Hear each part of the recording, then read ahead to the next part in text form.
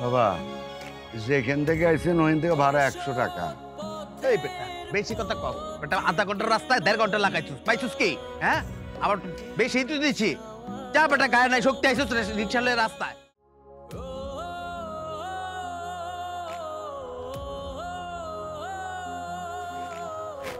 গায়ে নাই শক্তি, গাড়ি চালাতেছি, রাস্তার দাঁড়িয়েছিস রিক্সা। হ্যাঁ, আমি যে টাইম মতন কামটা ধরতে পারো যত সব যা করো। রাস্তার বাইরে জুস খেলি গা। হ্যালো বাবা, যেখান থেকে আইছেন ওখান থেকে ভাড়া 100 টাকা। এই বেটা বেশি কথা কও বেটা, আধা ঘন্টার রাস্তায় 1.5 ঘন্টা লাগাইছিস, পাইছিস কি? হ্যাঁ, আবার বেশি তুই দিচ্ছি। যা বেটা, গায়ে নাই শক্তি, আইছিস রিক্সা লয়ে রাস্তায়। যা দেখ দেখ যা। ঘুষের টাকা খাই না বলে রিক্সা চালাই আল্লাহ দেখবো। গরিব বলে গালি দেবে সত্য। তোমাকে তো বলেছি বাবা আমার বিয়ের জন্য পাত্র দেখছে, আর এখন এটার মাত্রা এত বেড়ে গেছে যে প্রতিদিনই পারলে একজন করে পাত্র ধরে নিয়ে আসে। আমি আর কদিক সামলাবো বলো? দেখো, আমি তো তোমাকে আটকে রাখিনি। তুমি চাইলে তোমার বাবার পছন্দের ছেলেকে বিয়ে করে সংসার করতে পারো। এটা তুমি কি বললা? মানে এটা কি কোনো কথা হইতে পারে? তোমার সাথে আমার সম্পর্ক, আমি তোমাকে ভালোবাসি, তুমি আমাকে ভালোবাসো। দুজন মিলে কত প্ল্যান করে রেখেছি, একসাথে বিয়ে করব, সংসার করব, সুখে জীবন কাটাবো।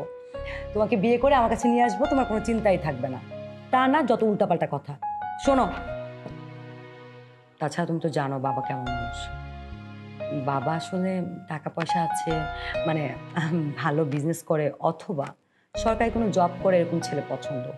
তাই আমি চিন্তা করেছি তোমাকে একদিন আমাদের বাসায় নিয়ে যাব।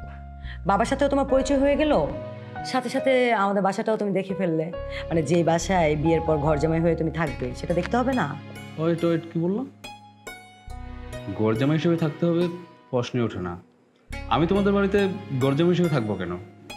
আমি কোনো মেরুদণ্ডহীন পুরুষ না যে তোমাদের বাড়িতে আমার গরজামা হিসেবে থাকতে হবে।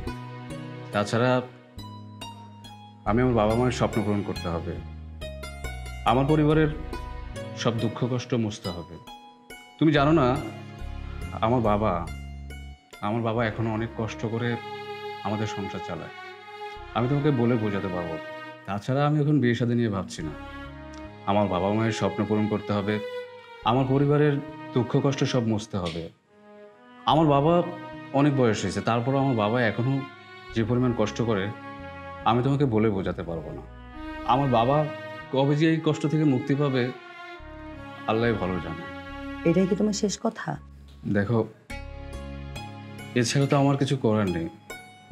তুমি মানতে পারো এটাই আমার শেষ কথা। আচ্ছা ঠিক আছে, আমরা এখন এসব কথা না বলি। মানে দুজন মিলে এসেছি একটু ভালো সময় কাটানোর জন্য, ভালো সময়টাই কাটাই। এগুলো নিয়ে না হয় পরে কথা বলবো। তুমি কি খাবা বলো? হ্যাঁ, আমি তো খাওয়া যায় অনেক কিছু। তুমি কি খাওয়া বলো? আচ্ছা দাঁড়াও, আমি অর্ডার করছি। ওয়েটার,